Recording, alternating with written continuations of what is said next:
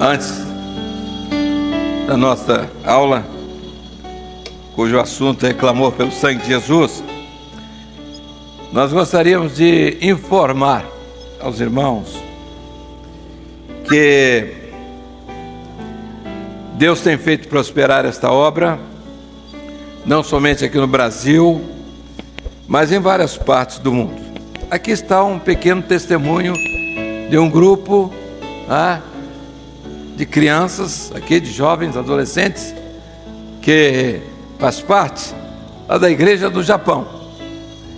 E juntamente com os nossos irmãos aqui do Brasil, puderam entoar esse louvor ao Senhor. Nesse final de ano estamos recebendo um grupo de franceses e portugueses.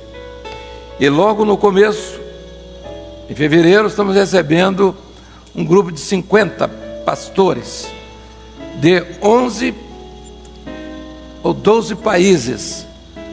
Pastores que vêm de Letônia, Estônia, Israel, Moldávia, Ucrânia, Bielorrússia, Rússia, Romênia e outros países, Estados Unidos, fora aqueles que nós ainda não recebemos a informação. A obra tem crescido muito, especialmente no leste europeu. Há um interesse muito grande daqueles irmãos da antiga União Soviética. Hoje, a União Soviética não existe mais, porque era uma união de repúblicas socialistas, que depois a perestroika, logo após a queda do Muro de Berlim, esses países, essas repúblicas ficaram independentes, porque anteriormente elas foram anexadas à grande Rússia, como Lituânia, Letônia, Estônia, então assim por diante. Hoje são 15 países independentes e nós temos estado em contato direto com eles, inclusive demos seminários ali naqueles países, e da última vez que estivemos lá, falamos num seminário para 3.000 pastores, e a repercussão é muito grande, porque a ideia que se tem é que os países da antiga União Soviética, eles estavam fossilizados quanto ao Evangelho, e nesses 10 anos que eles emergiram das cavernas, daquele Evangelho chamado subterrâneo, onde ninguém podia falar nada, esse povo emergiu, e nesses 10 últimos anos eles já se espalharam por vários outros países. Então nós já temos grupos na Turquia, igrejas na Turquia, no Paquistão, na Índia. Estamos tendo um relacionamento direto com esses grupos, inclusive o grupo da Índia e o grupo do Paquistão, e também alguns países da África, onde tivemos no final, ainda neste ano, agora, tivemos um contato com 5 países ali, um grupo de pastores que também está para vir ao Brasil. Então há um grande chamamento para esta obra, que é do Espírito Santo, que é da parte do Senhor. O Senhor tem feito isso, e nós estamos correndo atrás, no sentido de acompanhar aquilo que o Espírito Santo está fazendo. E a obra é muito grande. Quando nós pensávamos que nós teríamos, vamos dizer, lá na União Soviética, antiga União Soviética, grupos ali, nós tínhamos uma obra do tamanho da que nós temos hoje no Brasil, nós estamos muito enganados. Dentro de 2 anos nós vamos ter 5 vezes mais do que nós temos aqui no Brasil. Então é uma grande obra, é uma grande porta. E o detalhe é o seguinte: eles experimentaram nesses 10 anos todos os movimentos, bateram lá, nada funcionou, nada. E a palavra deles é unânime em dizer: só funciona a obra aqui. Só. A única coisa que funciona, a única coisa que deu jeito à nossa situação aflitiva foi a obra, foi conhecer a obra. E eles vêm, as lideranças estão vindo. Estamos recebendo um grupo também dos Estados Unidos, inclusive na região da Califórnia, onde existe uma colônia muito grande de pessoas da língua, de países da língua russa. E o líder, presidente das igrejas que falam, das igrejas evangélicas de língua russa, ele vem aqui ao Brasil no mês de fevereiro, juntamente com um grupo de assessores. Eles querem conhecer a obra e eles querem que a obra seja estabelecida lá. E estamos recebendo também um pastor, que esteve conosco lá na Ucrânia, a convite de um americano que tem uma rede de televisão evangélica. Esse pastor foi para assistir o seminário nosso lá. E quando ele voltou, a igreja dele tem 3.000 membros. E a região é uma região de muitos pastores. Ele está trazendo mais 5 pastores para que conheçam a obra aqui, para estabelecer essa obra lá nos Estados Unidos. Nós falamos com ele que seria um trabalho muito difícil, muito árduo, com perdas de pessoas. Ele disse: não, eu deixo saber, não queremos saber não. Se ficarem dos 3.000, ficarem 30, está muito bom. Eu não quero nem saber. Esse evangelho que temos aqui, temos lá nos Estados Unidos, não tem condições nenhuma de dizer e nem se preparar para a vinda do Senhor Jesus. Eles não têm condições nenhuma, não tem condições. Um evangelho completamente descaracterizado, cheio de misura, cheio de coisas que não cabe mais para essa hora, para esse momento que nós estamos vivendo, que é o momento que aguarda a vinda do Senhor Jesus. A história dos irmãos lá da União Soviética, da antiga União Soviética, é uma história comovente. Cada pessoa tem uma história. A história daqueles que perderam filhos, a história daqueles que perderam pais, a história daqueles que perderam irmãos, a história de famílias que desapareceram, o KGB pegou e levou embora, nunca mais ninguém soube notícias. A história de prisões de 25 anos, a história dos que foram para a Sibéria. Meus irmãos, a história das perseguições, da fome, da nudez, do frio, é uma história comovente. A cada irmão que você conversa, desses que são mais velhos um pouco, cada um deles tem uma história, desses antes dos 10 anos para trás, até 5 anos atrás, de perseguições, de aflição, de lutas, mas eles se mantiveram fiéis ao Senhor. Então vejam só, a obra está indo, o mundo inteiro, e nós louvamos ao Senhor por isso. Hoje, além daquela região do Japão, nós temos na Coreia, nós temos em outros países ali, Sri Lanka, países que nós nunca podíamos imaginar, né? Já grupos na Malásia, na Indonésia. Então há uma grande obra, e o Senhor disse que este ano ainda Ele atingiria o mundo com esta obra. As pessoas vão pensar assim: o mundo vai se converter. Não, cada parte, um grupo pequeno, mas que vai testemunhar dessa obra. E o Senhor nos disse que nesses próximos 6 meses nós teríamos a obra aqui triplicada aqui no Brasil em número de salvos. E o pastor que está responsável pelas estatísticas, recebendo as informações, ele cada hora se surpreende com o número de novas igrejas em várias áreas por onde temos passado. Então há um crescimento muito grande. E eu vou terminar aqui dizendo o que eu falei para os irmãos da União Soviética. Os pastores me perguntaram: Qual a posição de vocês como igreja diante de tudo que vocês estão vendo, diante dessa obra que vocês falam e vivem? Qual a posição de vocês? Isso é uma só. Não decidimos não atrapalhar aquilo que o Espírito Santo está fazendo, não entrar na frente, deixar o Espírito Santo operar e simplesmente obedecer e caminhar na direção que o Senhor tem nos mostrado. Isto é muito difícil, porque o homem tem usado o Espírito Santo, mas nós não. Nós queremos que o Espírito Santo nos use. É diferente de usar o Espírito Santo, está dando ordens. Nós estamos vendo, o Senhor começou a fazer sinais no nosso meio, maravilhas, mas vamos ver mais ainda. Só que nosso caso é diferente. Enquanto todo mundo aí fala em cura, isso, toda maravilha, para receber um dinheirinho, nós não temos compromisso com isso.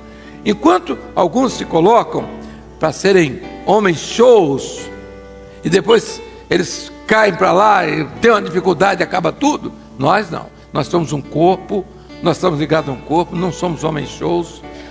A obra que o Senhor vai fazer, Ele vai fazer. Nós tivemos o caso numa igreja aqui no interior do estado, uma cega, uma pessoa cega, entrou, cega de nascença. Ela entrou, trazida por alguém, a cidade toda conhecia essa mulher, e alguém disse: olha, eu estou trazendo aqui para os diáconos, ela quer uma oração. E os irmãos estavam ali, os obreiros diáconos oraram por ela. Ela enxergou na hora. Houve um alvoroço na cidade, o presbitério tomou conhecimento, deu as orientações, porque há um detalhe que é interessante, é que não há donos nessa operação de maravilhas, não há donos, a operação é do Espírito Santo, e se nós não reconhecermos isso, nós vamos cair na mesma doença desse evangelho que está aí, dos movimentos, essa coisa toda, para arrecadar dinheiro, para aparecer. Isso para nós não interessa.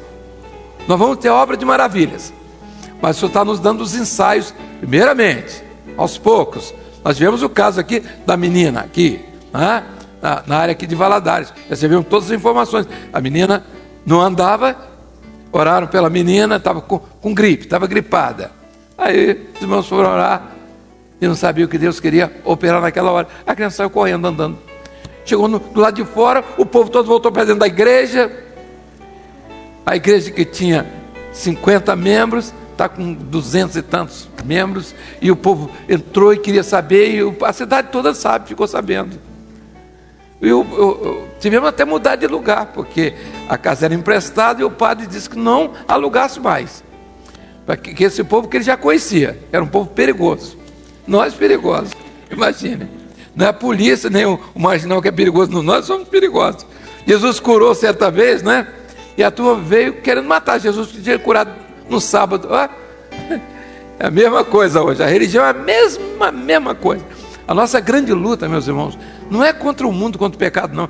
É a religião que se opõe, ela não quer a operação do Espírito Santo, ela não está interessada, ela está interessada em movimento, em gritaria, em quem bate palma, bate pé, bate cabeça, quem não tem compromisso com nada. Isso é que nós temos muita gente desse tipo no nosso meio, mas vamos tolerando e vamos tocando, porque muitos outros estão vindo e vão tomar esses lugares.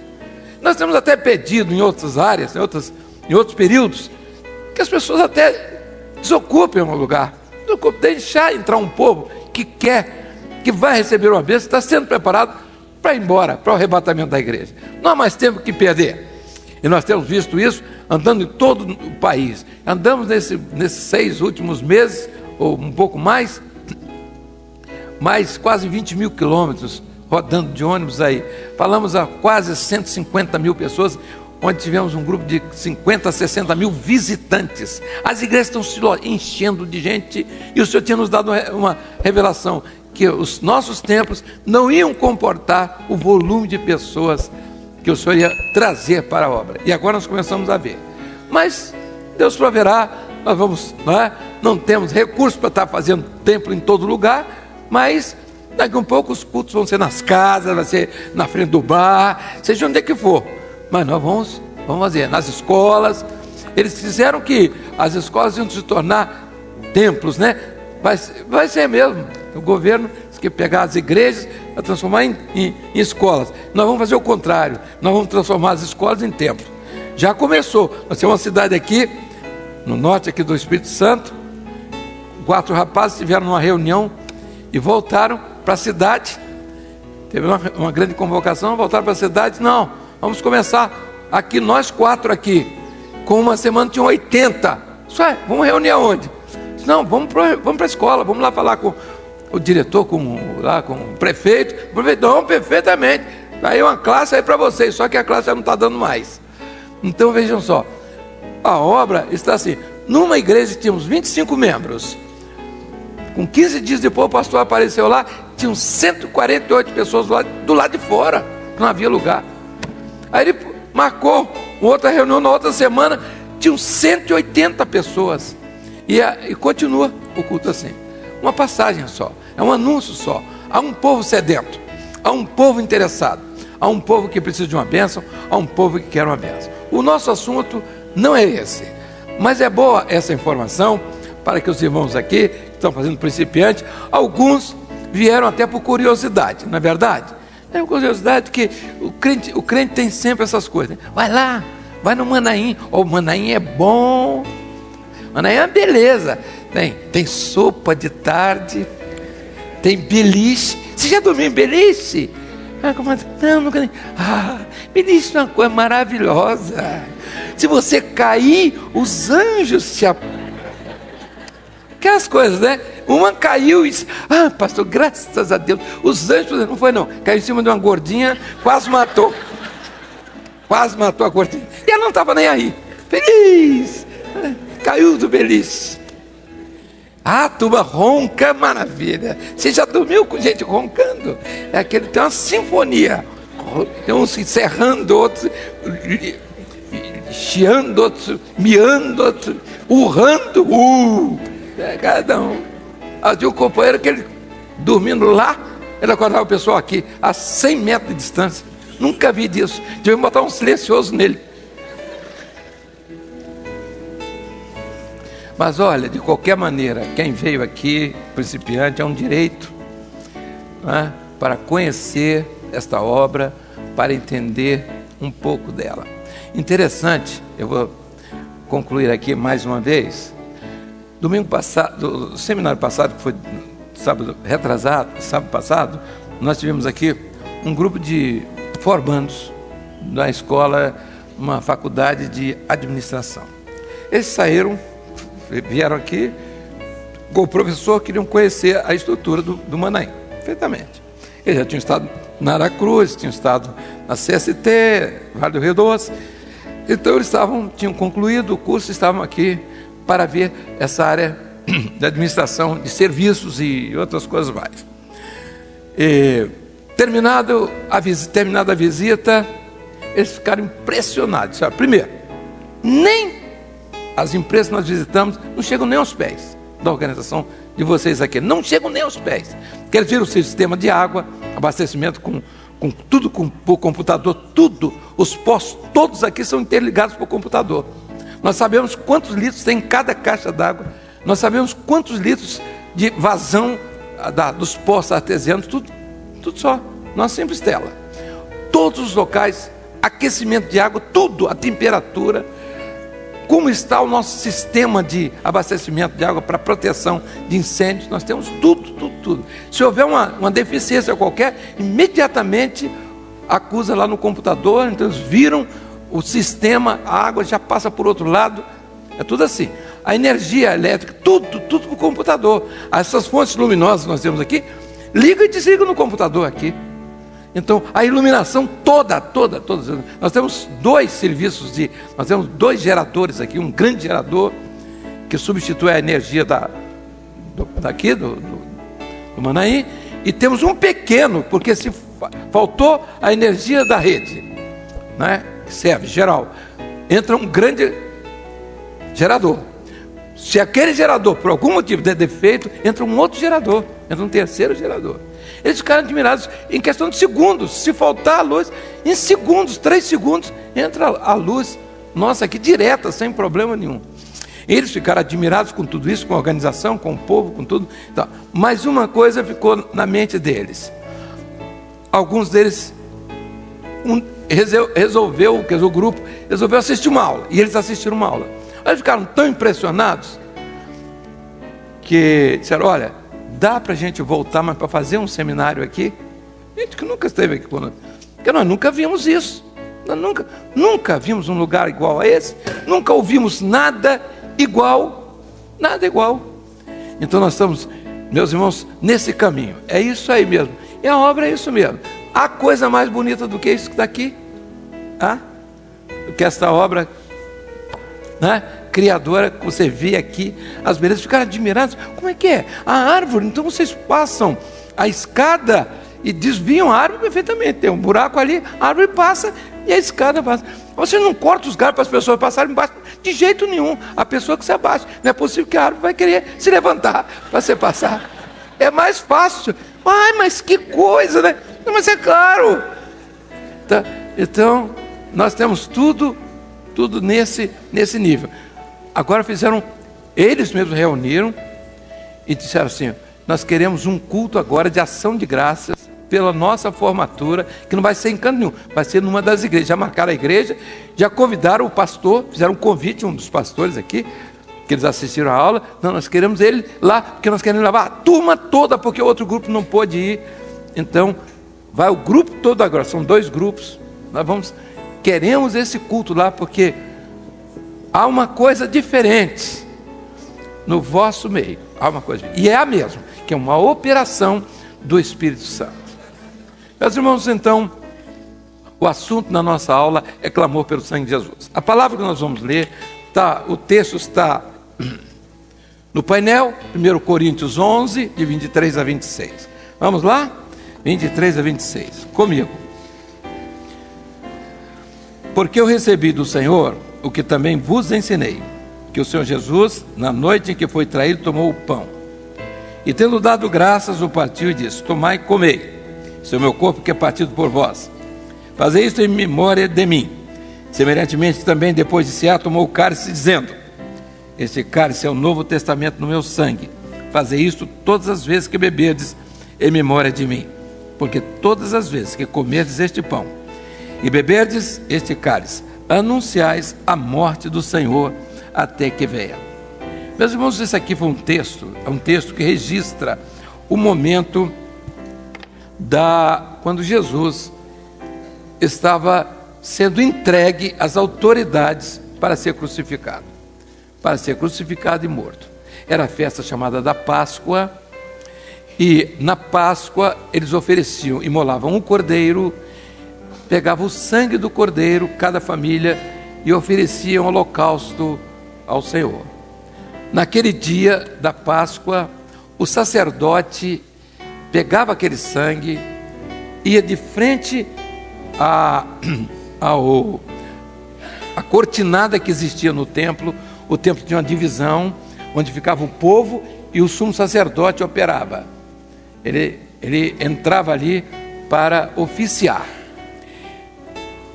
Na Páscoa, o sacerdote não entrava no Santo dos Santos.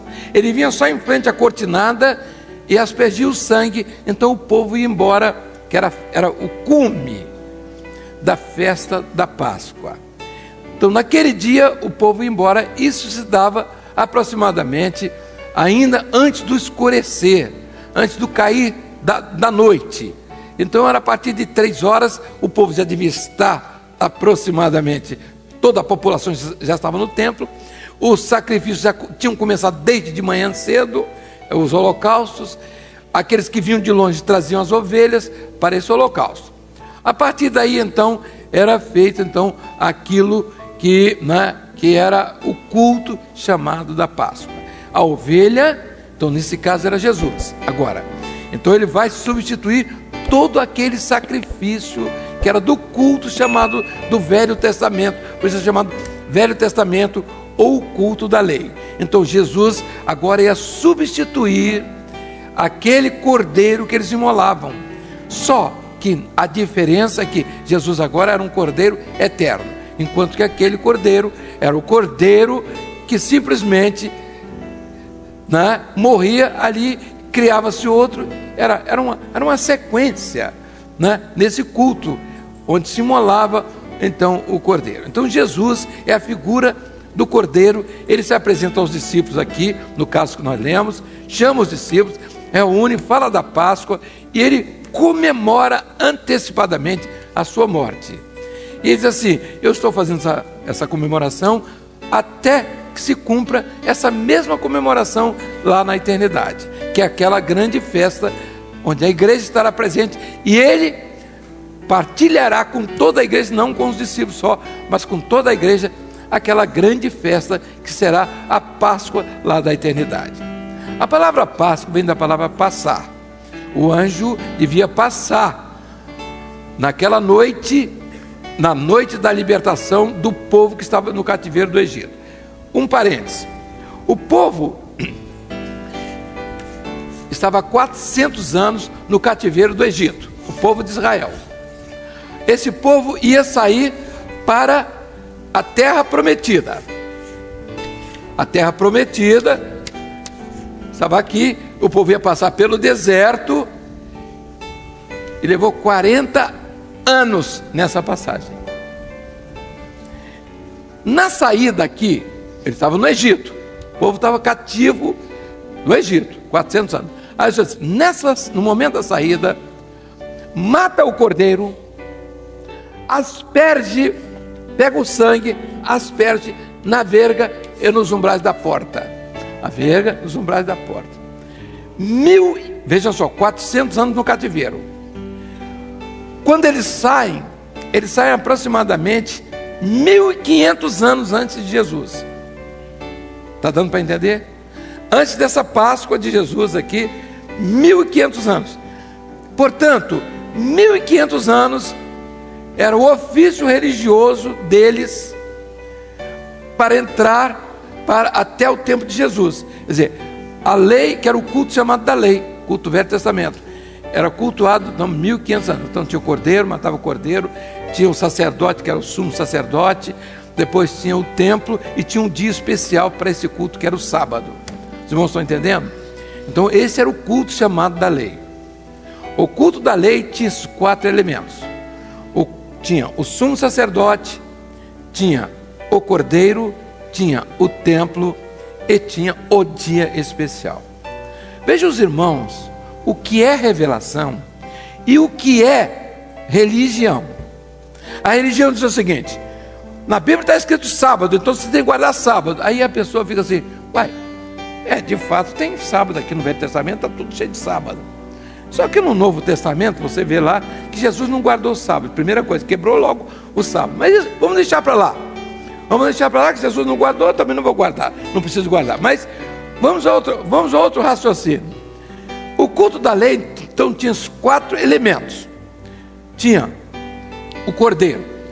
Quando Jesus morreu na cruz do Calvário, então, aquele cordeiro que eles imolavam, que era esse cordeiro criado no campo, desapareceu aquela figura. Não era mais, porque Jesus passou a ser agora o Cordeiro eterno de Deus. Então o âmbito passou agora para ser a eternidade. Então Jesus substituiu todo aquele ritual do Velho Testamento, do sábado e tudo aquilo. A segunda coisa, tinha que ter um sumo sacerdote. Aquele sumo sacerdote entrava no Santíssimo uma vez por ano.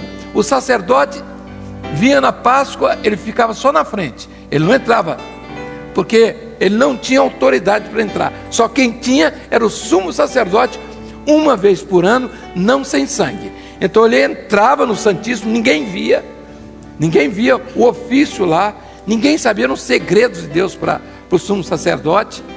Ele tinha na orla dos seus vestidos as famosas campainhas de ouro, onde ele fazia questão de balançar as campainhas, para que ninguém estivesse indignamente no templo, porque se tivesse alguém dignamente, ele morria fulminado, o sumo sacerdote. Então ele fazia questão de balançar, de chacoalhar as campainhas, para que, dizendo ao povo, olha, vocês se comportem, porque eu não quero morrer por ninguém.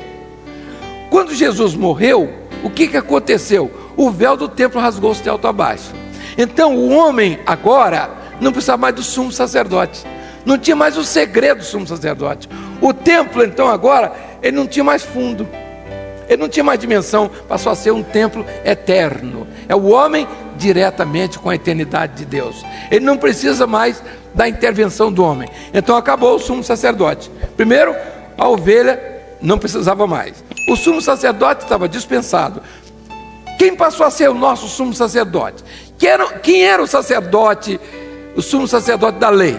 Era Arão, que foi, da família de Arão, 1500 anos antes de Jesus, ele foi instituído como sumo sacerdote. E depois o grupo de levitas, que foi substituindo ele. Então era a segunda ordem de Arão. E Jesus? E agora, no Novo Testamento? É Jesus, segunda ordem de Melquisedeque. Tu és sacerdote, a Bíblia diz assim, eternamente, segundo a ordem de Melquisedeque. Por que Melquisedeque? Melquisedeque foi rei de Jerusalém, não teve princípio e nem fim, então ele não teve genealogia. Então não teve genealogia, então ele é eterno. Então Jesus é um sacerdote eterno. Vejam só a mudança do culto do Velho Testamento para o Novo Testamento. Então a ovelha, o templo, o sumo sacerdote, tudo passou a ser eterno. E o sábado? O sábado era o descanso do judeu, mas era o descanso físico. Ele podia trabalhar 6 dias e num dia, no 7º, não trabalhava. Era o descanso físico. Esse descanso físico o mundo todo faz, porque é necessidade física. E o nosso descanso passou a ser, a partir de Jesus, o nosso descanso é descanso físico ou espiritual? Aí que está o negócio. Quem não tem revelação fica guardando o sábado como descanso físico, como se fosse descanso espiritual, e não é descanso. O descanso espiritual é em Jesus. Quantos dias você descansa em Jesus? Quantos dias na semana você descansa em Jesus? Quantos dias? 7 dias. Então você descansa em Jesus todos os dias da semana. Então Jesus é o nosso sábado. Quem descansa um dia só, está ruim, está muito ruim. É 7-1, entendeu? Veja o que é religião, o que ela bota na cabeça das pessoas. E o sujeito fica guardando o sábado, e por isso Paulo falou para os judeus que tinham se convertido, que queriam guardar sábado. Isso é estranho, que vocês têm começado no espírito e terminando na carne. A carta aos Gálatas, né?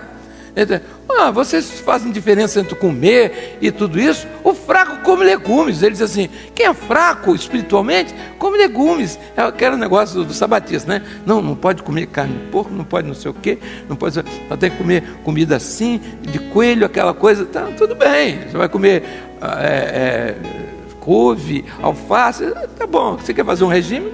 Não há problema nenhum.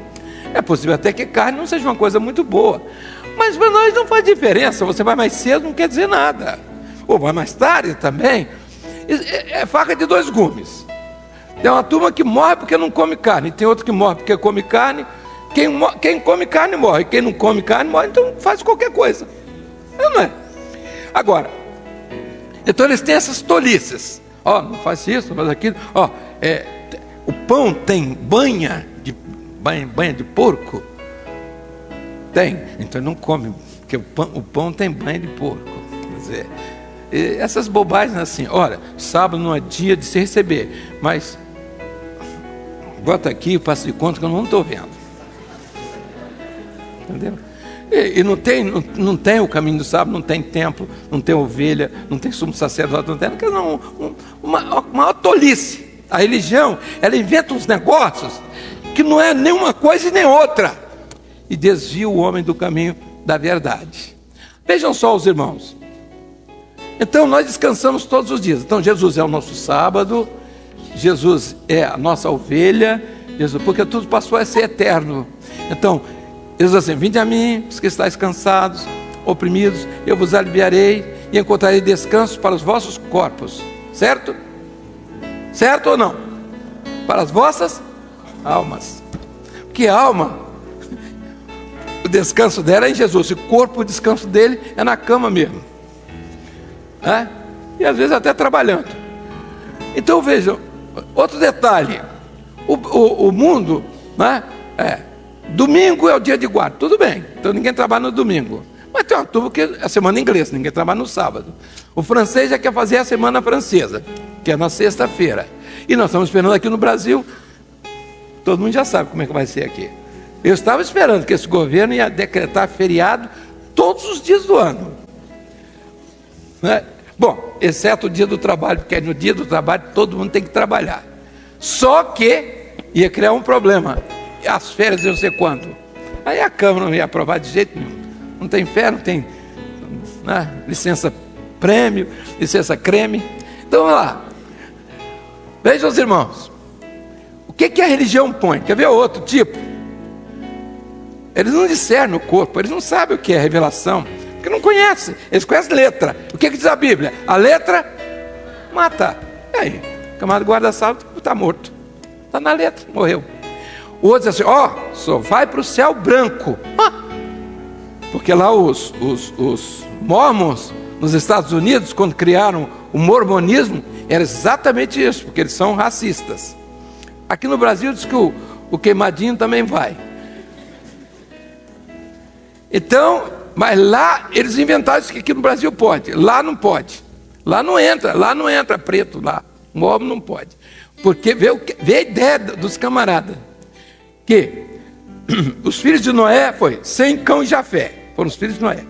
E Noé amaldiçoou Cão. Cão foi para a África e todo mundo ficou preto. Nós aqui no Brasil estamos perdidos. Então eu falei com um camarada, meu amigo, então nem eu entro. Se eu bater lá na imigração americana, que ele olhar para mim, meu amigo, você pode pintar esse rosto de alvaiado, que você aqui é preto mesmo, não tem jeito. Com essas manchas que você tem na cara, esse cabelo de índio, eu digo, você não tem jeito. E aí você é preto mesmo, e o que tem? Brasileiro está aí, ó. Não tem raça melhor do que a brasileira. Já pensou esse povo que não vai para o céu? Nem eu queria ir. Se brasileiro não fosse, nem eu queria ir. Porque esse povo é o povo melhor do mundo, sabia? Complicado, viu? Desorganizado, mentiroso, mas nós já estamos acostumados com isso. Nós estamos acostumados com essa raça. Sem falar em preguiça, em futebol, em essas coisas todas que estão por aí. Mas veja só, eu falei para o camarada, rapaz, quer dizer que então eu não vou. Não, você vai. Eu disse, como é que você disse que eu vou? Com essa cor que eu sei, eu estou mais para lá do que para cá, não é? Eu sou mistura de preto com índio e português. Dei sorte, saiu um pouco mais claro. O brasileiro é moreno, a cor que não desbota, meu amigo. É isso aí que está aí para todo mundo ver. Mas tem muito louro, tem loura também. Eu digo, isso é material importado, não é produto nacional, não. Melhorando a raça, vamos embora. Veja aqui, as coisas de religião, como os camaradas, você quando olha, você está doido. Dizer um negócio desse, você não vai para o céu, porque você é dessa cor, você é da outra. Você não está entendendo? Está entendendo o que é religião? O outro assim, olha, sou testemunha de Jeová. Aí ele pergunta a você, Jeová, não é Jesus? Não, Jeová. Aí ele pergunta logo, faz logo uma pergunta lógica, racional. Quem é mais? O pai ou o filho? O que você vai responder? O pai, claro.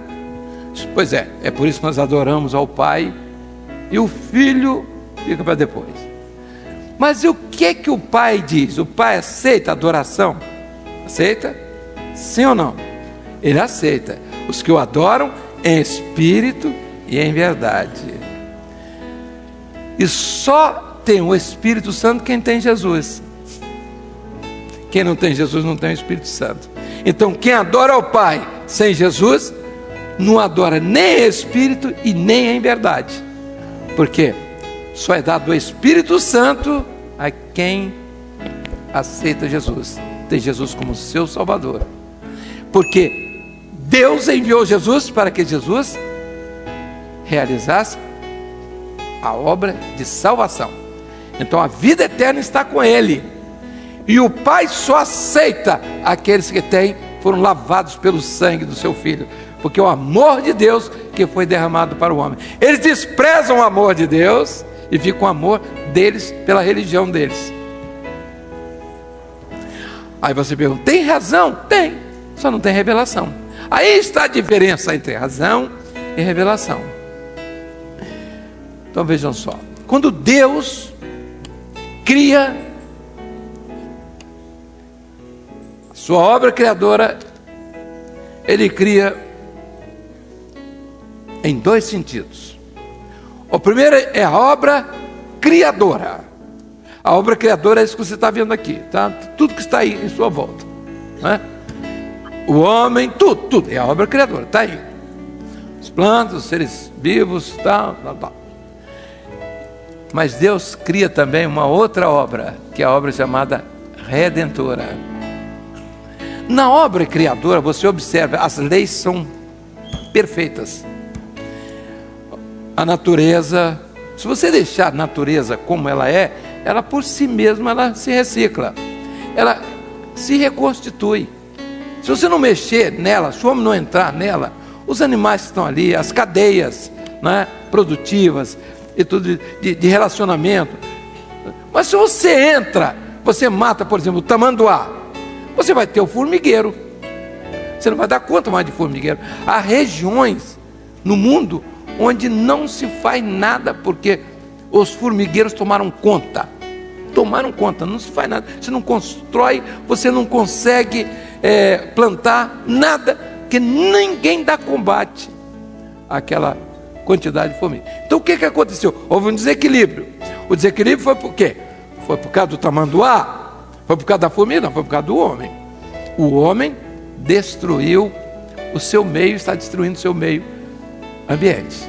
Então essas agressões ao meio ambiente, mas Deus tem mantido a natureza. Ele recicla, Ele permite que a ciência descubra aquilo que já existia. Então você hoje tem a ciência, você hoje tem a genética, você hoje tem então a clonagem, você tem. Então, por quê? Porque o mundo está crescendo e Deus tem um compromisso com a obra dele, que é a criadora e a obra redentora. Agora, Ele não pode impedir que o homem tire a montanha daqui e jogue em cima do mar. Agora, se ele fizer isso, o mar vai arrombar lá na frente. Ele vai tirar um pedaço, ó, o mar está destruindo, porque ele destruiu aqui, tirou a montanha e jogou dentro do mar. Então, tudo tem um motivo, mas a obra criadora está aí.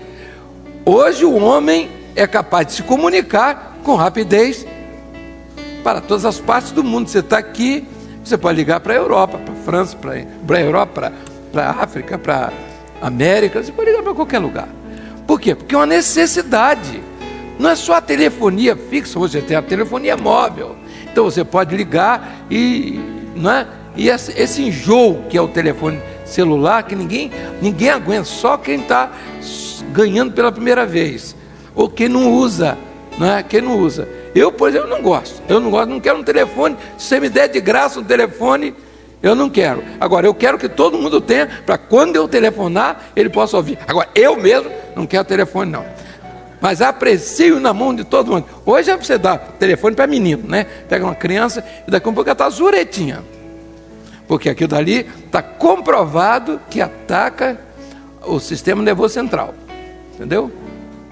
Então, quem quiser deixar seu filhinho mais doido do que ele é, então, em vez de ser criança, para ser criança, está na hora. Dá o telefonezinho para ele, para fazer torpedo, para ligar de torpedo, e no fim do mês você está chorando para pagar a conta.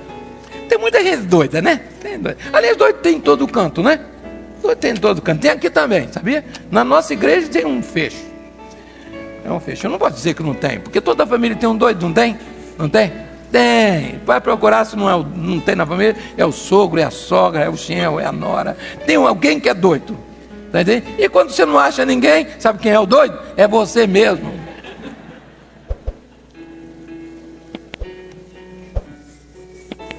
Então Deus criou todas as coisas dentro de um projeto. Há um projeto. Nada está sem projeto. Tudo vai acontecer no seu tempo. A terra vai passar. E Pedro fala, passará com grande estrondo, os elementos ardentes se desfarão, né? As obras não perecerão. Ele está falando até na fissão atômica, o doutor Pedro, pescador. Pedrão, lá. Veja aqui, ele falou os elementos da fissão atômica, luz, calor e estrondo. Aquilo que ninguém entendia naquela época, 2000 anos atrás, ninguém podia imaginar, né? Mas a revelação veio para ele. Agora, o mundo está vivendo aquilo que é o seu dia a dia. Ele vai mudar, não vai se acabar, não é assim. E Deus tem um compromisso com o homem. Cada dia as coisas vão surgindo, a ciência se multiplicando, é profético para o momento que nós estamos vivendo. A igreja vai partir, mas o mundo vai continuar por um tempo. Ainda vem para o mundo um período chamado milênio, que não é o nosso caso. Então veja aqui, o que nós estamos nos preparando? Estamos nos preparando para ir embora, porque o tempo da igreja está acabando. A função do Espírito Santo é levar a igreja, e ele está completando tudo isso nesse tempo presente. Esse é o momento profético mais importante da vida da igreja, que é o preparo dela para sair. Ela vai partir, ela vai embora, a que dia, a que horas, ninguém sabe.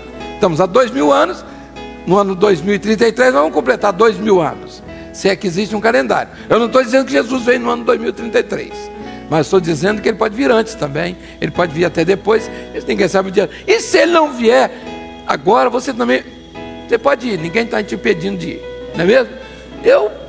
Eu sei que a qualquer hora vou, eu não estou mais para lá do que para cá, mas também não é assim não, viu? Ninguém fica insatisfeito, feliz, porque eu estou dizendo isso não, que é o seguinte: morrer todo mundo vai, eu sei que vou morrer e tudo mais, não estou com esses medos, confesso que eu não tenho medo, só no dia que ela chegar, mas antes, nem um pouquinho, só não quero furar a fila. Então nós estamos vivendo um tempo onde Deus não nos abandonou, o mundo não está abandonado. Você vê o problema de uma criança com um defeito físico, você vê tudo, a culpa foi do homem. Toda a culpa foi do homem. Ele quer botar em Deus. Por que o meu filho nasceu assim? Por que a minha família é assim? Por que a mulher é assim, ranzinza desse jeito? Por que ele é brigona? Porque ele arranjou o problema. Tem que ficar com ele, não tem jeito. A mulher vai uma jararaca, é isso mesmo. Podia ser pior, podia ser pior. Você tem que se conformar, é a vida. E também, né, as mulheres falam a mesma coisa dos homens, né? Que é uma cobra, que é uma serpente, né? A cascavel. Tem que ficar, é tolerar, porque não tem jeito não. Ruim com ele, pior sem ele. Então veja aqui, a vida então vai continuar para o mundo que vai ficar com o mesmo cristianismo que está aí. Esse cristianismo está aí, ele tem tudo para ficar. A igreja, ou ela se diferencia agora no sentido da revelação, ou ela entra para o projeto. E agora a pergunta: o projeto da obra criadora, Deus não falhou. O sol nasce e se põe junto com a lua, nada não há. As estações estão aí, o tempo está aí, o homem, a população vai aumentando cada vez mais, o desgaste. Quem tem feito a derrota no mundo é o próprio homem. Ele desestabiliza o seu meio ambiente, mas Deus tem mantido. Ele tem mantido, né, através de reciclagem científica, descobertas, né? É como diz a própria telefonia. Hoje você precisa falar para o telefone. Antigamente, na época de Adão e Eva, para que celular? Não é mesmo? Adão e Eva: alô Eva, onde é que você está? Estou aqui de trás da árvore. Já estou ouvindo sua voz. Não precisava ligar, nem antena, nem coisa isso nenhuma, né? Não, é que o leão está rugindo muito forte, eu não estou ouvindo. Fala mais alto. Não precisava, mas hoje precisa. Hoje é uma necessidade. É a comunicação, é a velocidade, é profético que estamos vivendo. Então Deus não falhou na obra criadora. Agora, para o homem, Deus criou a obra redentora. Por que ele fez a diferença em tudo que ele criou? Para o homem, ele fez um outro projeto, o projeto da obra chamada redentora. Por quê? Porque quando ele cria o homem, ele cria um homem à sua imagem e semelhança. Então ele vê o homem de uma maneira totalmente diferente. E nós podemos entender que a nossa inteligência, a nossa razão, o nosso cérebro é diferente dos animais, por melhores, mais superiores que eles sejam, que seja macaco, seja leão, que seja urso, seja o que for, uma ave, que seja até por instinto, né? Então, o homem, porque o homem ele tem uma coisa diferente, ele é capaz de existir num meio onde ele se estrutura, onde ele se liga, onde ele interage com tudo que está em sua volta. Então eu estou aqui olhando e falando, mas eu sei que tem gente dormindo, que eu estou vendo, só não estou ouvindo o ronco ainda, e não vim babar, mas o vizinho acorda se estiver babando e roncando, porque aqui não tem esse negócio não, porque o ruim de dormir não é dormir, é roncar e babar, fica horrível, né? Mas jovem, caindo aqui, um jovem, né? Velho ainda vai, né? Então vejam só, nós estamos interagindo. Eu sei que tem uma pessoa ali de blusa amarela, estou vendo outra ali olhando para mim, ali, estou vendo, pode virar sua cara para lá, tá bom? Mas veja aqui, porque o homem, essa capacidade extraordinária de um ser que no decorrer do tempo vai desaparecer. Por quê? Porque o tempo do homem é contado para a morte. Tudo que o homem espera é a morte. Tudo. É o fim que não falha. A morte não falha. Então nós estamos, o nosso tempo é contado para a morte. Tempos atrás um cidadão me convidou. Passa lá em casa, comer um bolinho. Qual é o problema? Não, 50 anos, estou fazendo 50 anos. Rapaz, você meio está chorando. Você está 50 já e já. Eu disse, rapaz, você está chorando, rapaz. É um a menos. Em todo caso, o bolinho eu vou lá comer. Mas você se tranca no quarto enquanto eu como o bolo. Porque eu como sozinho e você fica chorando sozinho também lá. Você não tem nada que está comemorando, rapaz. Você está morrendo. Estamos morrendo. O nosso tempo é contado para a morte. E quando então Deus percebe isso na criação, Ele percebe um ser mortal, e você perdeu um ente querido. E aqui nós temos casos aqui. Você perdeu um amigo. Você perdeu, às vezes, até uma pessoa que você nem conhece, uma criança. Você sofre com aquilo, né? Se você tem, às vezes, um amigo, um parente, um pai, uma mãe, sempre estava ali ao seu lado, de repente, morreu. Aí você diz assim, que coisa, né? Que ausência, que sentimentos, né? Que você não explica. E ele vai partir, simplesmente acabou. E Deus sabe que o homem é um ser infeliz quando pensa que vai morrer. Ninguém quer morrer. O nosso tempo acabou-se. Da primeira aula, e já entramos no intervalo, e daqui a um pouco já toca para a segunda aula. Eu tenho duas coisas, são duas aulas, eu posso continuar, terminar mais cedo, ou eu posso dar um intervalo aqui de 10 minutos para os irmãos. Os irmãos querem que eu continue e termine mais cedo? Fiquem assentados.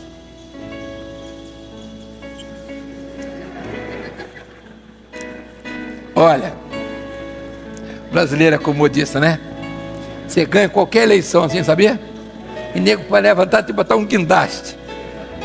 Aqui eu tinha que ter quase 1.300 ou 1.400 guindastes aqui para levantar tudo. Então, ganhou a maioria, né? Lá no Nordeste, eu perguntei, quem quer vir de madrugada? Porque a aula era à noite. Quem quer vir de madrugada ou deve dar aula aqui? A turma toda queria que eu terminasse a aula de noite. Aí levantou um velhinho lá atrás, todo seco, cabelo espinhado, magrelo. Mas o que é, compadre? Amanhã pela madrugada ganhou a maioria. Aí todo mundo olhou e disse, que é isso, pastor? Só ele. Eu disse, vai ver. Ele já virou o velocímetro umas 3 vezes, vai ver a idade dele. Vocês todos somados não dá dele lá. Todo mundo amanhã de madrugada. Assim ninguém ganha eleição. Olha, o brasileiro é bom nisso, né? Eleição e comodista, né? Lá o Bin Laden não pegou nenhum, sabia? Não foi? Não soltou aquele foguete lá em cima aqueles aviões em cima daquelas torres nos Estados Unidos? Pegou nenhum. Sabe por quê? Brasileiro não chega na hora de jeito nenhum. Entendeu? Você diz que 8, não, foi por causa da imigração, estava fugindo da imigração. 8 que eles não acharam, fugiram da imigração. Os que chegaram na hora, todos morreram. Brasileiro. E Bin Laden sabia disso. Nosso amigo. Ganhamos a eleição. Os que estão sentados. Vamos continuar e vamos terminar. Vamos concluir. Deus tem um projeto. Todo mundo vai morrer. E quando Deus cria o projeto, Ele cria um projeto da obra redentora. Agora veja o que é a obra redentora. Ele envia uma vida que o homem não tinha direito. Ele enviou essa vida lá da eternidade.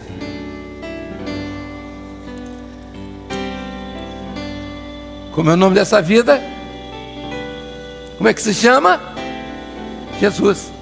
Então ele enviou Jesus. Jesus então fez o que ele tinha que fazer.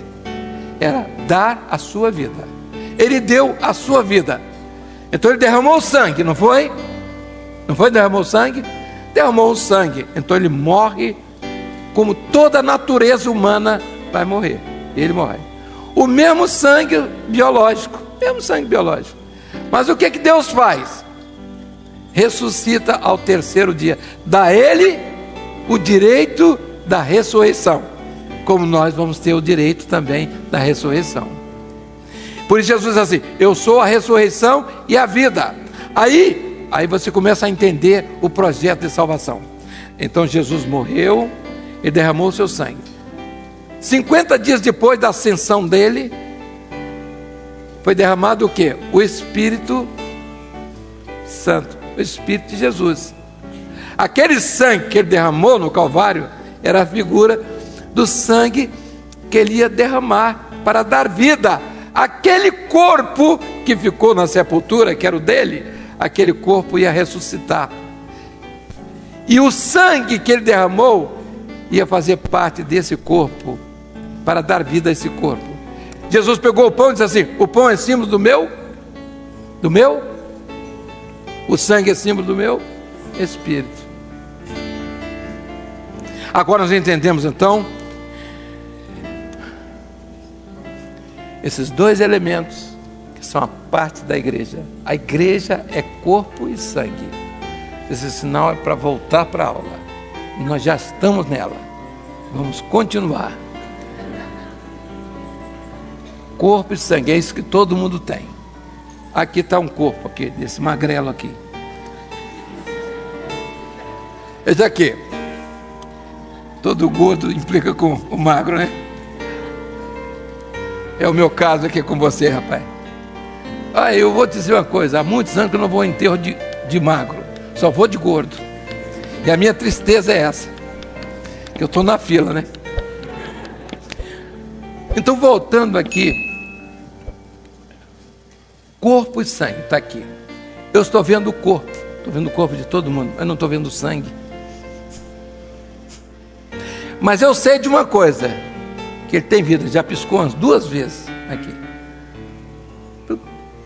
A tampa do olho já baixou 2 vezes aqui, pelo menos, não foi? Já deu um sorriso, está com vida, está com vida. Mas eu não estou vendo a vida que está dentro dele. Não estou vendo, não estou vendo o sangue. A igreja é corpo de Cristo. O mistério do corpo é o sangue. O sangue, ele tem aquelas 2 principais funções. Ele alimenta e purifica. O coração empurra o sangue, age como bomba premente, alimenta. Depois ele age como bomba aspirante, ele purifica. Então, a função do sangue é alimento e purificação. O sangue vai ao cérebro e estimula o cérebro para que ele realize as funções neurológicas. Quais são as funções neurológicas? São todas as funções que a vida exige para que um corpo seja sadio. Então é o andar, é o caminhar, é o falar, é o ouvir, é o sentir, é a percepção. Então todos os seus aspectos. A igreja é corpo de Cristo. Então, o corpo de Cristo é o invólucro de um mistério, que é o Espírito Santo. Da mesma forma que o corpo humano, ele envolve um mistério que é o sangue, o corpo de Cristo, ele envolve o mistério que é o Espírito Santo. Então, o corpo de Cristo é o invólucro que envolve o mistério que está aí dentro. Aí todo mundo diz assim, então todo mundo é corpo. Espera aí, existe corpo sadio, existe o corpo doente, existe o corpo em plena saúde, existe corpo em estado terminal. E eu vou dizer uma coisa aqui, todo mundo vai anotar. Esse cristianismo que está aí, envolvendo muitos grupos que nós nunca imaginávamos, tradição e outras coisas mais, estou dizendo que toda a tradição, que todos não, estou dizendo envolvendo, é um corpo em estado terminal. O que é um corpo em estado terminal? É um corpo que está esperando seus últimos dias para ser enterrado. Se você pegar um corpo e jogar ele ali, no pasto ali, corpo de qualquer um, de um animal, e largar ele ali em estado terminal, os abutres que estão em volta, eles sentem, já pressentem que aquele animal está morrendo. E o alimento dele está pronto já. Então ele vai ter o cheiro da cadaverina, eles vão sentir o cheiro, né? Putrezina, cadaverina, porque é o corpo, né? Já entrando para a condição de cadáver, por isso que ele é chamado cadáver, por causa da cadaverina, que é esse elemento que destrói o corpo, quer dizer, que faz apodrecer o corpo. Então, outros elementos, ele sente de longe. A primeira coisa que ele faz antes do corpo perder os sinais todos de vida, primeira coisa que ele vai, qual é o lugar que ele vai? Um corpo que estiver jogado lá no pasto, qual é a primeira parte que ele vai? Os olhos.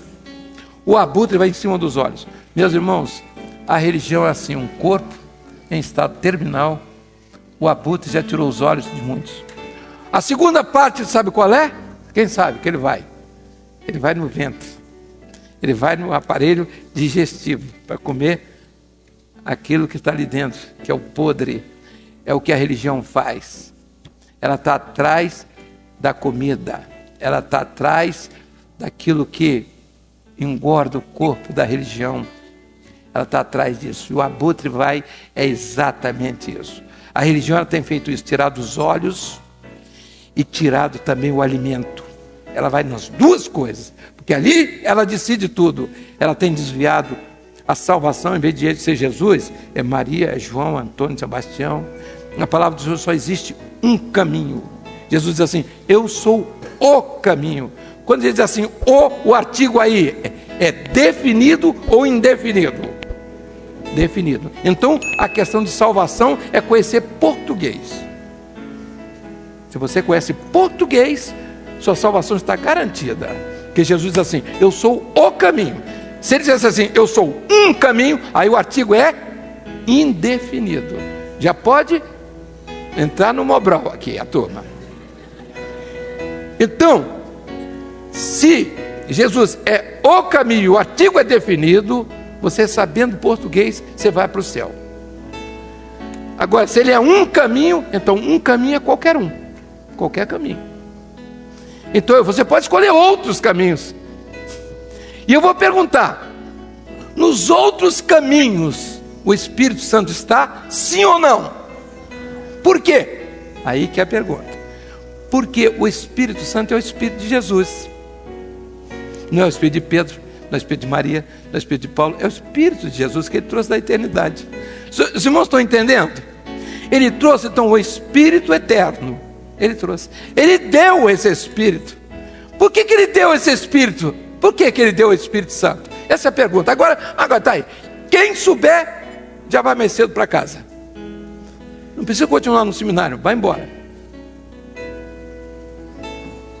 Está liberado já. Fica só comendo e dormindo aqui. Por quê? Não vou perguntar aos pastores não, porque ele pode também não saber. Agora, se eu perguntar aos diáconos, eles sabem. Não, os pastores sabem, mas não vou perguntar não. Então eu vou responder. Porque o Espírito de Jesus foi dado para a noiva dele. Ele só dá para a noiva dele, que é a igreja fiel. Porque a igreja é que vai subir. É o penhor dele. Minha noiva, você vai ter o meu Espírito.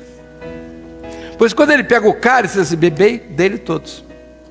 Então você passa a ser participante da herança dele, que é a vida eterna. Então a noiva, que é a igreja, ela será participante da eternidade, porque ele deu do seu Espírito.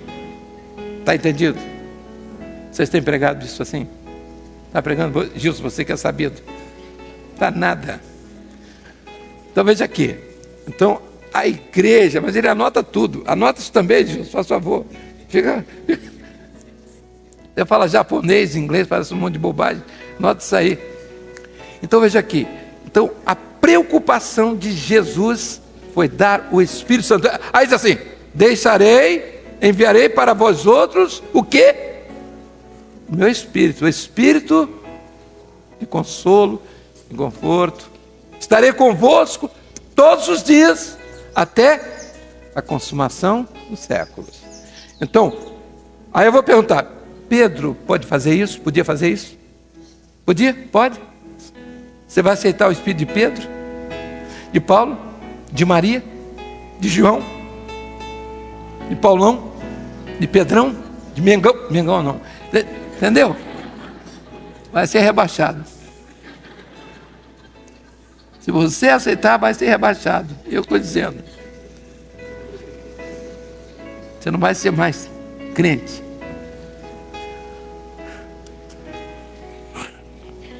Irmão, estou entendendo? Está difícil entender isso? Hein? Quem está difícil entender, levante a mão. Eu vou dar uma aula só para você. Então, todo mundo entendeu. Vamos terminar aqui esse detalhe. Então, o Espírito Santo, o compromisso dele é com a noiva, com a igreja, porque Jesus deu o Espírito Santo. E foi uma dádiva do Pai, porque ele morreu na cruz. E o Pai disse assim: então eu vou deixar você resgatar da terra os escolhidos, a noiva, a igreja, que eu quero que ela more aqui conosco, que é a esposa do Cordeiro. A esposa do Cordeiro vai viver na eternidade como Cordeiro, com todos os direitos de Jesus. Isso se chama eternidade. É a vida que não tem fim e eternamente com o Senhor Jesus, com Deus. Então, isso se chama salvação. Você às vezes quer explicar o que é salvação. Não, salvação é isso. Salvação é você ter o Espírito de Jesus, que é o Espírito Santo, na sua vida, porque ele não morre. O Espírito de Jesus não morre. E foi por isso que Deus enviou o Espírito Santo. Porque nós vamos morrer. Nós não, vocês. Vocês vão morrer. Mas o Espírito Santo não vai morrer. Não morre. É o Espírito de Jesus, ele te conduz à vida, porque ele é vida. E Jesus, eu vim para que tenhais vida e vida em abundância, para que você viva essa vida e a vida eterna. Então a pior coisa do mundo é você saber que vai morrer.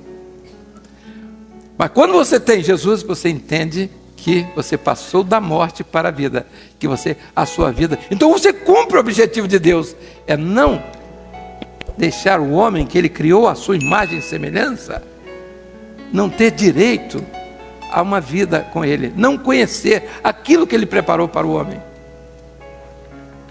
Que sejam 10, sejam 20, sejam 100, mas ele quer um grupo lá que veja o que ele preparou para o homem e que o homem rejeitou. E o homem que rejeita tem um lugar especial para ele também. A rejeição é um direito. Quem crê está salvo. O juiz é um só. Quem não crê já está condenado. Não vai ser condenado, já está. A conversa com Deus é muito diferente da de religião, hein? A religião, você deu um trocadinho, passou um óleo do monte lá das Oliveiras e comprou uma pedrinha daquela do Rio Jordão. Você está muito bem. Olha, mas não é isso não. As coisas com Deus não são assim não. Essa religião de coreografia. Que maravilha. Grandes bobagens, né? Grandes bobagens. Coreografia. Que invenção antipática. Esse povo levantando saia e bota para lá, imitando o mundo e tremendo no microfone. Que miséria. Que derrota. Que situação que as pessoas chegam depois de ter conhecido um Salvador, querer fazer salvação de sabão para os outros. Um negócio escorregadio, uma vergonha. Esse evangelho que está aí é uma vergonha, Aí a religião está imitando lá, tem um padre aí que imita tudo que eles falam aí na religião, está imitando tudo. Meus irmãos, está difícil, e é por isso que eles vão se unir. União carnal, união de religião. A obra do Espírito não é assim não, essa obra não. Meus irmãos, a religião está aí, ela está aí, e nós estamos falando, quando nós falamos de religião, não é que nós não gostamos de religião não, nós achamos que toda religião é boa, não falamos, e mesmo porque nós como brasileiros não podemos falar mal de religião, e eu vou dizer por quê. Quantos feriados nós temos durante o ano no Brasil? Fala aí você, duvido que você saiba, não sabe? Esse ano nós temos 113 feriados, dias entre sábado, domingo e feriado, 113, sem trabalhar. Eu vou querer que tire religião? Eu que gosto de feriado, sou louco por feriado, estou com religião e não abro. Não é? Não podemos falar mal de religião. Natal, peru com farofa. Aí. Agora é Chester. Depois, o pastor, tem um pastor aqui que é churrasco na igreja dele. Na Peru, em Chester, é churrasco lá. Aí vem, Jesus morreu. Aí bacalhau com palmita, torta, capixaba, aquelas coisas todas. E não pode comer carne, porque se comer carne pode morder Jesus, e aquelas coisas todas. Você entende, né? Não pode comer carne por causa de quê? E vê se os nossos pobres estão precisando disso. Nenhum deles come carne o ano inteiro. Jesus ressuscitou. Ovo de chocolate. Ovo do coelho da Páscoa. Eu quero perguntar a vocês aí, vocês já ouviram dizer que coelho põe ovo? Nunca viu, né? Pois é. Só em religião que coelho põe ovo. E mais em canto nenhum. É um negócio assim. São João, Santo Antônio, são isso, aquilo, isso aqui. Aí, só coisa boa. E eu gosto. Pamonha, milho assado, milho cozido, pé de moleque, doce de abóbora. Só coisa que eu gosto. Quentão não. Só coisa...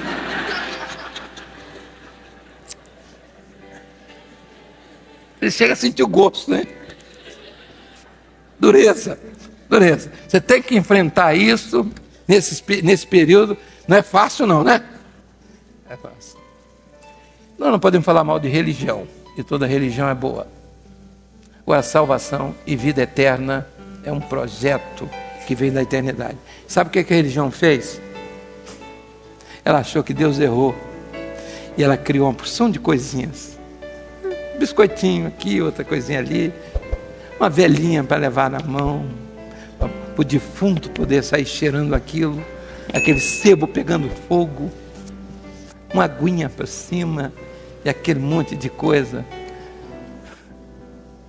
Como Jesus, a luz do mundo, a luz de vela, uns pedaços de sebo pegando fogo, aquele troço, Jesus.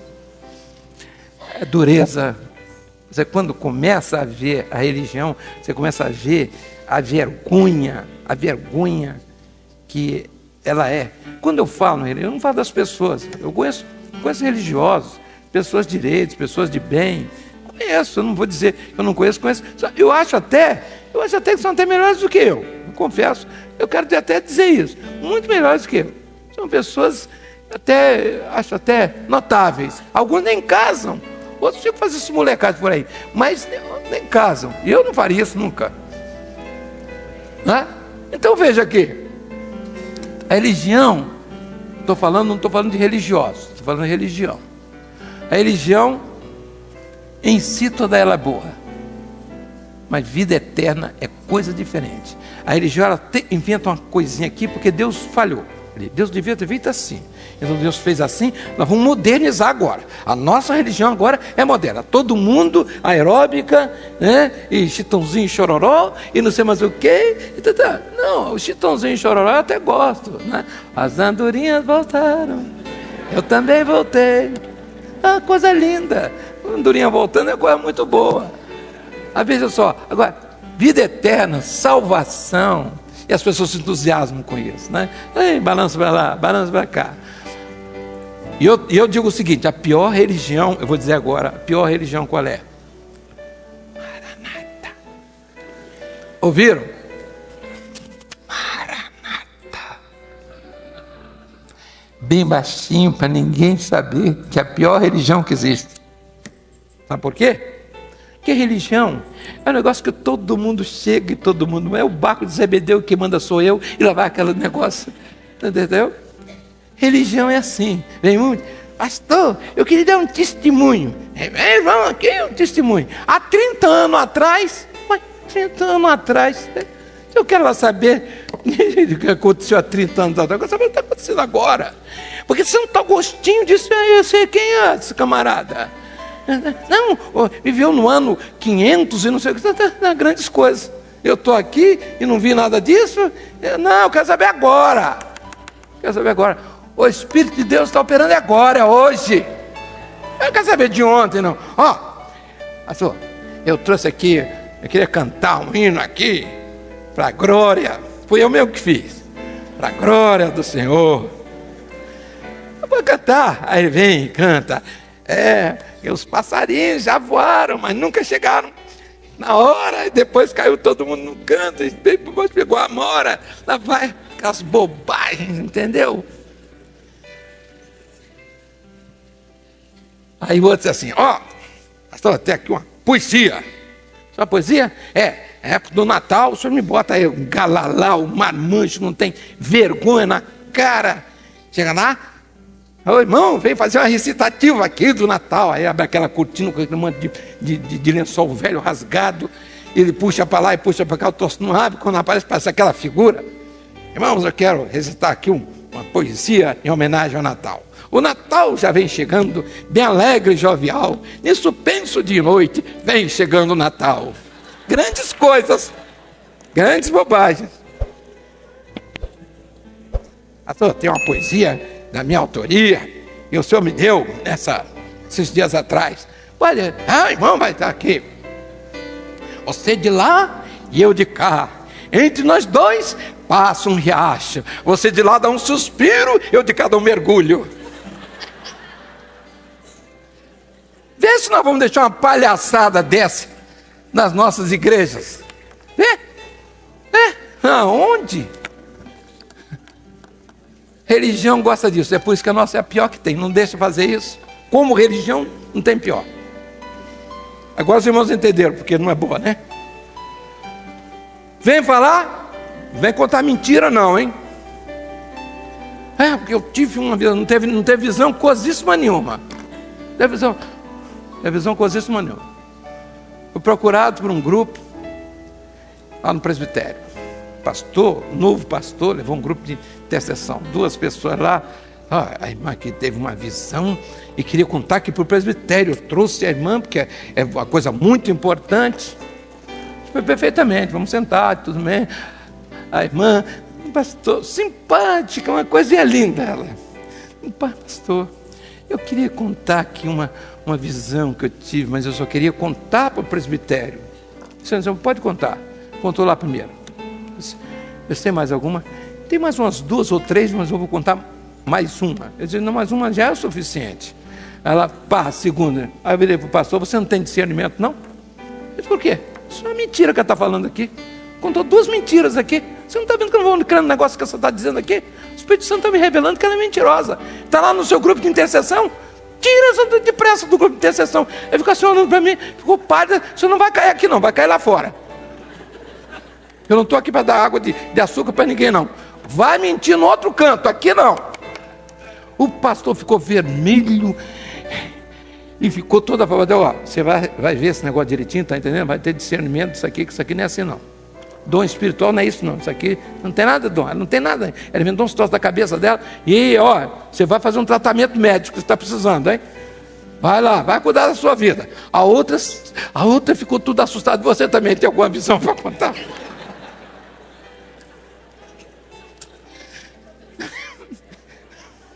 Ela tremia, tadinha. Não, pastor, tem até um assunto. Um assunto, você conversa com o pastor. Conversa com o pastor aí, que não é comigo não, viu? Tá bom? Não deve ser assunto bom também. Você está com essa daí também do lado, né? Mas a outra saiu tão assustada que eu não sei mais o rumo que ela tomou. O pastor continuou na obra, porque aí aprendeu uma grande lição, né? Então eu acho que eu tenho que fazer uma mudança no grupo de intercessão. Você tem que mudar tudo, até a sua cabeça. Quando você vê crer nesse pessoal, rapaz, você está doido. Religião aceita tudo, né? A obra do Espírito não. Às vezes o camarada está contando a mentira, você está de olho nele. Ele está crente que você está crendo no que ele está dizendo, né? Ele nem fala nada. Cheguei numa cidade e tinha uma confusão lá com a mulher complicada, arranjou lá na igreja, e era a vizinha da igreja. Aí queria falar comigo. Perfeitamente. Estava grávida a mulher. Aí eu entrei e disse, pastor, eu queria contar aqui uns dons espirituais a respeito do problema que ela arrumou lá. Tá bom, o primeiro, ela contou. Tem mais, o segundo. Também.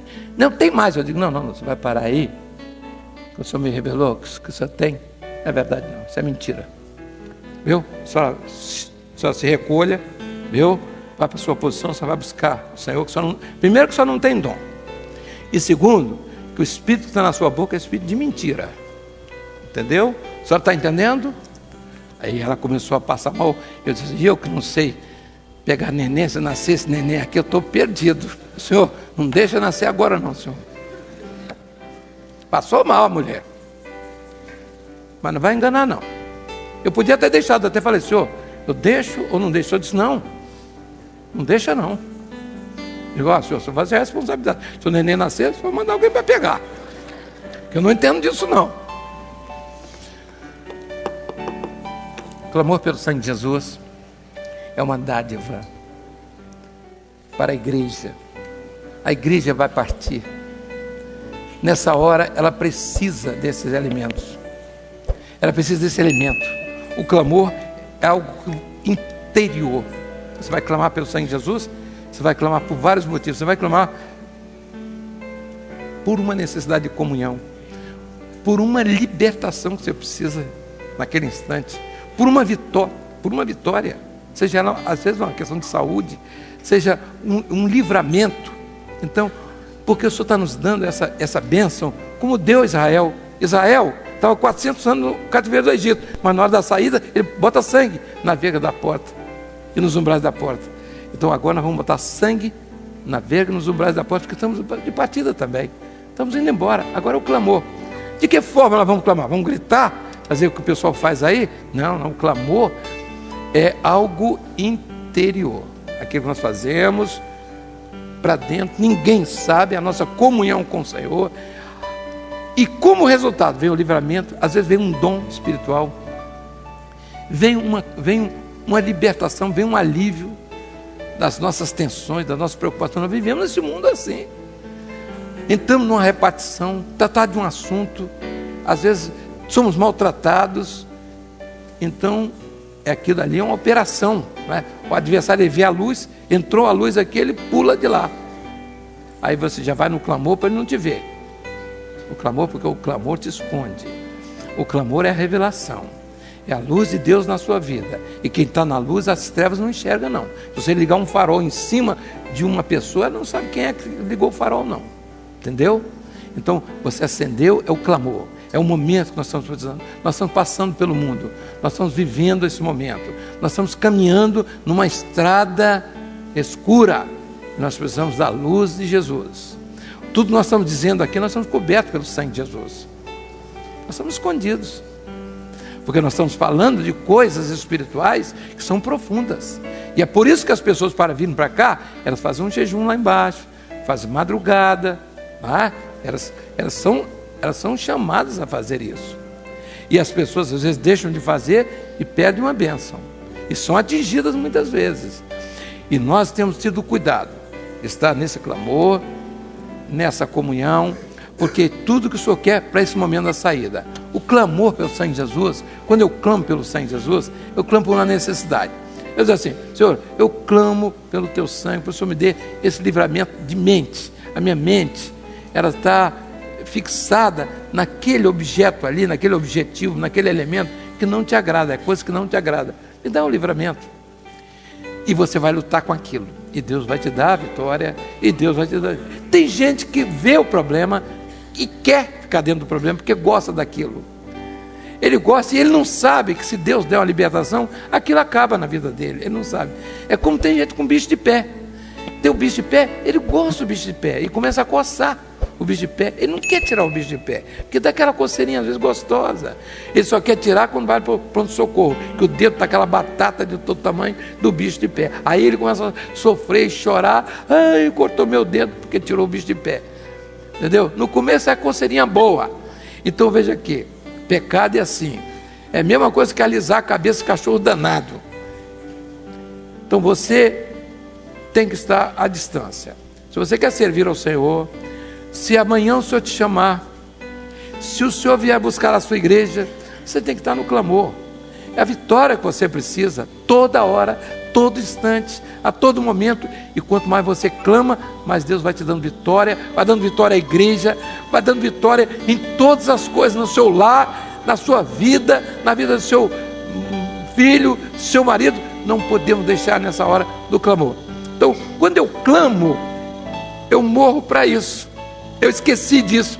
Quando eu morro para isso, quando eu morro para o mundo, está aqui, ó. Eu morri para o mundo. É como se tivesse as uvas pisadas aqui, não é? Então, a uva foi pisada, ficou o bagaço aqui, foi isso aqui que ficou para trás. Mas eu ressuscito com Cristo. Ressuscito para a vida. Então, morte e vida todos os instantes. Paulo diz assim: todo dia eu morro. Ele morria para o mundo e ressuscitava com Cristo. Então, morrer para o mundo e ressuscitar com Cristo é a nossa luta diária. Não é a luta da religião. A religião não está preocupada com isso.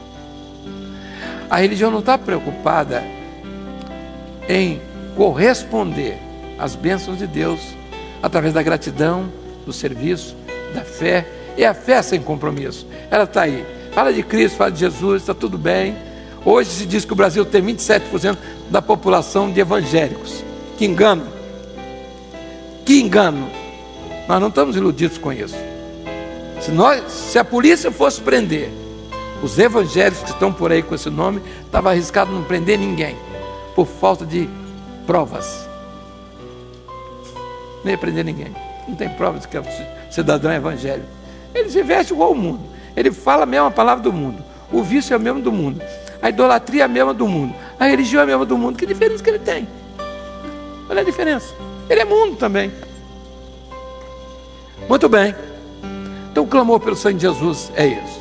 No começo de cada culto nós fazemos, é o início de um culto onde todos entram na mesma comunhão. Se você na hora da oração quiser renovar o clamor, você pode renovar, mas é até dispensável, na comunhão é dispensável.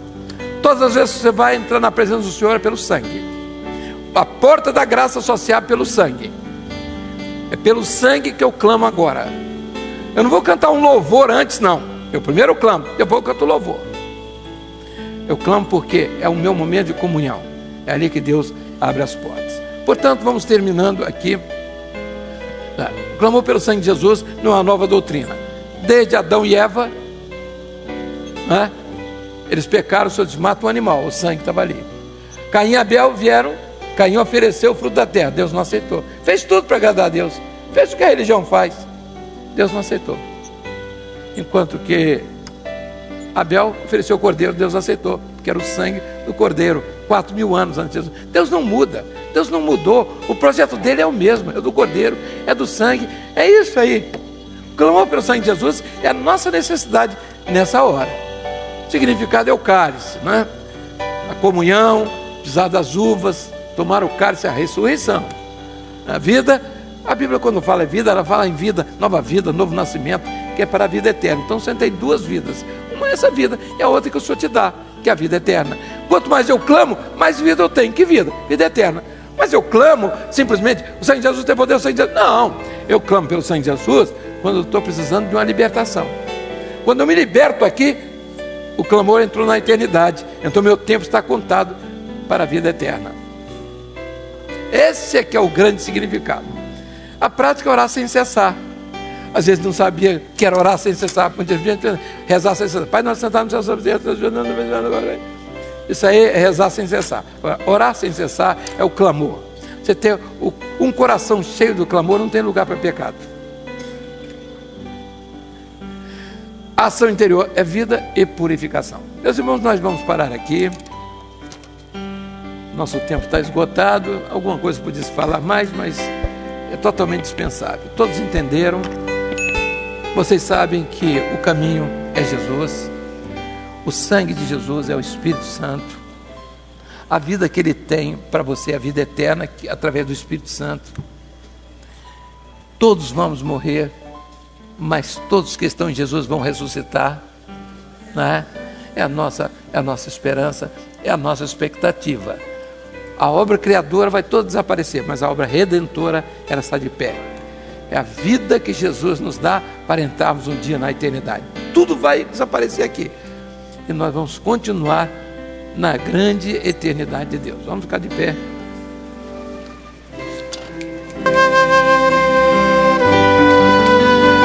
Só a primeira estrofe.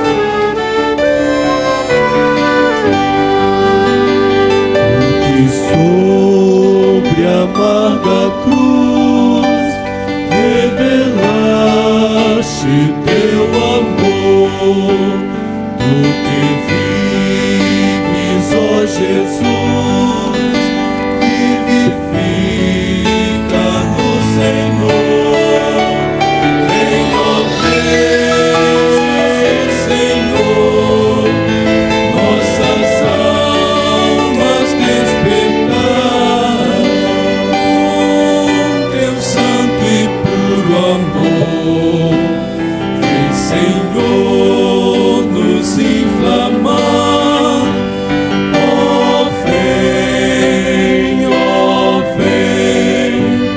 Nossas almas inflamar. Abençoa o teu povo, Senhor. Estende a tua mão de poder nessa hora. Abre as mentes e os corações para entender o projeto teu, o grande projeto de salvação para o homem. Que em todo o teu nome seja glorificado. Que tu abençoes as vidas aqui presentes, familiares ausentes, onde estiverem, queridos nossos, irmãos nossos, que por essa hora passam momentos de aflição e de dor, que tu estendas a tua mão para dar o consolo e o conforto, e que o teu povo esteja caminhando nesta hora seguro, debaixo do clamor e na vigilância, para que possamos ser achados, ó Deus, em paz contigo para o grande e glorioso dia do Senhor. Abençoa, pois, a todos que aqui estão. Opera curas, libertações, salvação para a glória do teu nome. Pedimos assim em nome de Jesus. Amém. Os irmãos podem se assentar. Nós primeiro agradecemos as crianças que estão aqui e vieram aqui abrilhantar essa reunião com esses louvores cantados aqui em japonês e entendidos por nós em português. Segundo, nós queremos informar que nós temos um período de intervalo após o almoço. Dá tempo de você ir nessa direção, que é onde temos o estacionamento, ou nessa outra direção. Quem vai depois do almoço aqui nessa, não vai dar tempo de ir nessa outra de cá. A de cá, daqui, você vai encontrar a fazenda de